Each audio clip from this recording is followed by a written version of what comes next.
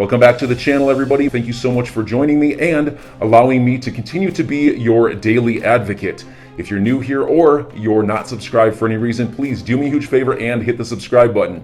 Thank you to all of you who have been watching and following me for so long. It truly means a lot, and I'm glad that I can be this person. There's an article from American Banker titled "Inside Ripple's Plans for Mainstream Crypto Payments." And this article perfectly highlights Ripple's ambition to become a staple in global payments and settlement. While XRP is clearly at the core of their business model, it's also clear they understand that having a bigger crypto pie would be the best thing for them and everyone operating in the space. So to be clear, Ripple's taking a different approach than the Bitcoin maxi trolls out there would take, which is a one-size-fits-all approach. One coin to rule them all, everything else be damned, it's Bitcoin or bust. That's the approach of the Bitcoin maxi troll. Ripple's saying, no, of course they're big cheerleaders for XRP and the XRP ecosystem, but they're not saying no, just only XRP. No. They're pro all sorts of different cryptos for various use cases, different technological needs, all sorts of things. And so what they want is a healthy crypto asset class. And even if XRP is always just a certain smaller percentage overall, even if it's still in the top 10 in terms of market cap, crypto market cap, even if it's a smaller percentage overall, they don't care. They just want a bigger crypto pie. That's what they're fighting for.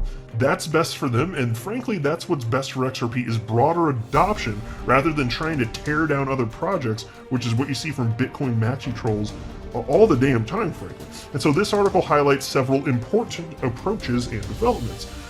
Including Ripple's partnership with a major payments platform, Ripple's liquidity hub, which helps enterprise and banking customers access crypto for their clients, including XRP, by the way. Also, it highlights Ripple's push for central banks to use a private version of the XRP ledger to create their own central bank digital currencies, and the issuance of over 5,400 assets on the XRP ledger is touched upon as well.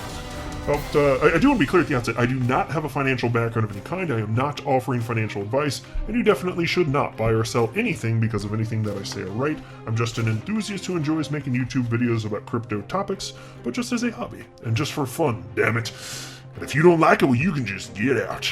Before digging in, though, I did want to highlight this tweet from an individual within the community named Crypto Cabbie. It caught my attention. I just thought it was pretty cool, so I decided I'd share it. Here, I'll make this picture full screen. This is the picture that Crypto Cabbie shared, and they wrote, "This is my new sign in my taxi. Accepting XRP via some wallet is just as fast as taking a card payment. Let's see how it goes this time." And so there you can see, there's the picture in this guy's taxi. It says payments in XRP accepted in this taxi. Payments in XRP accepted in this taxi. Ask driver for details. So there you go. And I'll tell you what. I personally am not interested in using, today anyway, cryptocurrency in place of money. But frankly, even if I really, really wanted to, in the United States, the government has added friction because every single transaction, even if I'm buying something, that's a taxable event.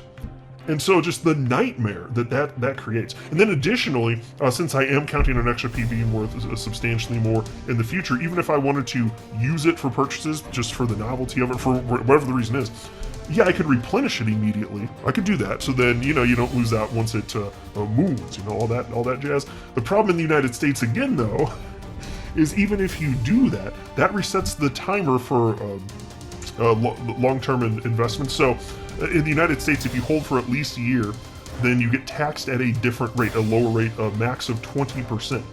It's long-term capital gains tax. If you hold for less than that and you sell, then you get taxed at whatever your tax bracket is effectively.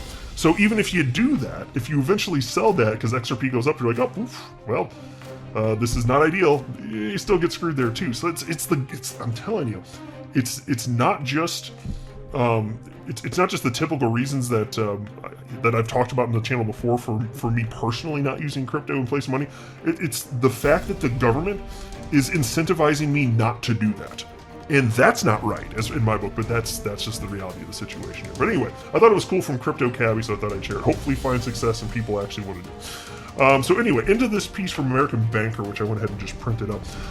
Reads as follows: Ripple built a brand by using cryptocurrency technology to speed international payments.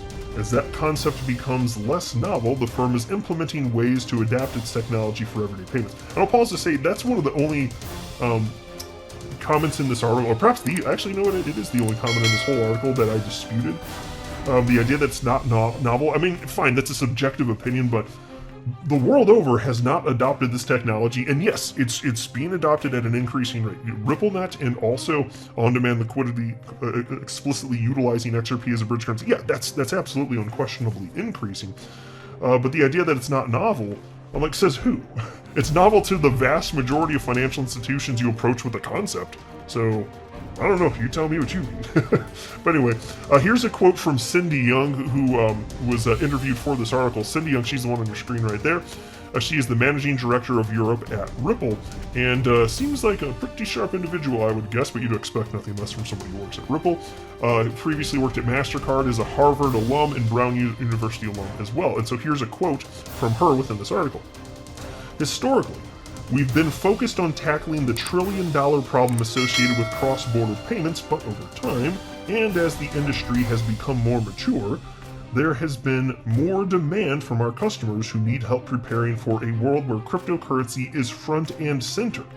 That's a direct quote from her. And so there's this broader understanding by her and certainly Ripple that crypto's here to stay. It's going to be a messy process to figure out which cryptocurrencies deserve to have long-term viability, but it's here to stay. And so that's why I said at the outset here, Ripple gets that. It's not going to be a one-size-fits-all, and so they're just working to help the world adopt it and go through this messy process of figuring out exactly what deserves to be here for the long haul. And the piece continues. Ripple has been improving its product lineup through partnerships to create a platform that serves both cryptocurrency transactions and traditional payments. The latest addition is a partnership with Modular, a London-based fintech that provides connections to payment messaging protocols in different countries such as Faster Payments, BACS, CHAPS, SWIFT, and SEPA. And so this news from this is from just slightly over a month ago. This is the headline from Business Wire on this topic, February 1st, 2022. Modular and Ripple announced strategic partnership to enable seamless payments into the UK and Europe. Today, Leading Payments from Modular announced a partnership with Ripple, the leader in enterprise blockchain and crypto solutions, to enable seamless payments into the UK and Europe. And so what you'll see with Ripple and what they're doing, even though XRP is at the heart of their business model, the vast majority of what they're doing doesn't explicitly have to do with XRP. It's about improving the train wreck that is the world of global cross-border payments. So enjoy your day, everybody. I'm always here for you. Leave any comments or questions below, and be sure to subscribe. But thanks, everybody. I really appreciate you. Enjoy your day, and I always have your back. So thanks so much, everybody.